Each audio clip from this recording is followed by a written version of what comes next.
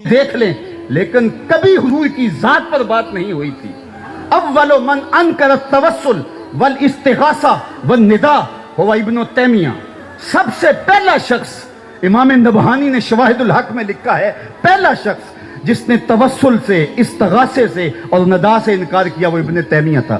اس سے قبل امت میں اسلام کا فتنہ موجود نہیں تھا، اس لیے کہ لوگ حضور کی چوکھٹ پہ حاضر ہوا کرتے تھے اور حضور کو نجات دہندہ سمجھتے تھے۔ جب ضرورت باقی نہ رہے گی تو چوکھٹ پہ کیوں کوئی حاضر ہوگا؟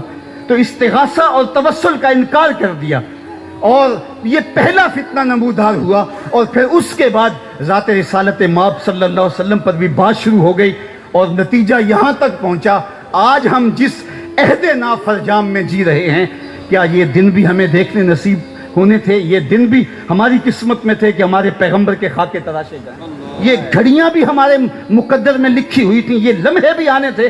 ماضی میں ایسا کبھی نہیں ہوا تھا، اس لیے کہ امت حضور کے ساتھ جڑے تو امت بنتی ہے۔ اگر آپ مجھے پوچھیں کہ دین کا خلاصہ کیا ہے اور دو لفظوں میں خلاصہ بیان کرو تو میں اقبال کا لہجہ ادھار دوں گا۔ اقبال نے کہا تھا، دین سراپا سوختن اندر طلب، دین سراپا سوختن اندر طلب، انتہائش عشق آغازش ادب۔ طلب محبوب میں تڑپنے کا نام دین ہے، جو ادب سے شروع ہوتا ہے عشق پہ ختم ہو جاتا ہے، اور جو دین ادب سے شروع ہو کے عشق پہ ختم نہیں ہوتا وہ دین ہی نہیں ہے۔ عشق ہی ابتدائے ذات، عشق ہی انتہائے ذات، عشق نہ ہو تو شرح و دین بت کدا تصورات، کچھ باقی نہیں بچتا۔ تو ذات رسالت مآب صلی اللہ علیہ وسلم سے دور کرنے کی بدکاری کی گئی، اور جن لوگوں نے امت کے مرض کی تشخیص کی، ابھی ایک لفظ یہاں بولا جا رہا تھا نباز اثر، تو اثر کی نبض پہ حضور ضیاء الامت نے ہاتھ رکھا اور مصنف کتب کثیرہ بننے کی بجائے ایک قرآن پہ کام کیا، اور دوسرا کام انہوں نے حضور کی سیرت پہ کیا، تاکہ یہ زمانہ میرے رسول کی زلفوں کا اسیر ہو جائے۔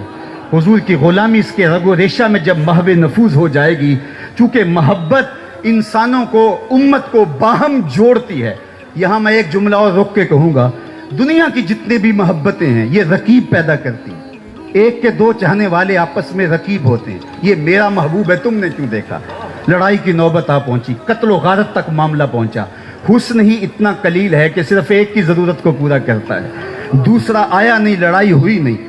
یہ دنیا کی محبتیں رقیب پیدا کرتی ہیں، ایک کے دو چاہنے والے آپس میں رقیب ہوتے ہیں، لیکن میرے محمد عربی کے چاہنے والے آپس میں حبیب ہوتے ہیں۔ دل بمحبوب حجازی بستائم، دل بمحبوب حجازی بستائم، زی جہت با یک دیگر پیوستائم۔ ہماری محبت کا سبب ذات رسالت مآب ہے۔ دل بمحبوب حجازی بستائم، زی جہت با یک دیگر پیوستائم، چوں گلے صد برگ مارا بو یکیست، او کے جانے ای نظاموں او یکیست، مست چشم ساکیے بتہاستیم، در جہاں مثل مو می ناستیم۔ ساری محبتیں رقیب پیدا کرتی ہیں، حضور کی محبت حبیب پیدا کرتی۔ چاہتوں کا نور پھیلنا شروع ہو جاتا ہے، بلال حبشے سے ہے، صہیب روم سے ہے، سلمان فارس سے ہیں، ابو بکر رضی اللہ تعالیٰ عنہ، حضرت عمر رضی اللہ تعالیٰ عنہم یہ مکہ المکرمہ سے ہیں، اور حضرت سعد مدینہ المنورہ سے ہیں، لیکن ایک قومیت کا تشخص ابھرتا ہے۔ یہ قومیت وجود میں نام محمد صلی اللہ علیہ وآلہ وسلم کی وجہ سے آتی ہے۔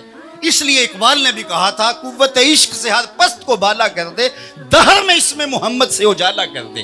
دہر میں روشنیاں ہوں گی تب جب حضور کے دامن سے لپٹ جائیں گے۔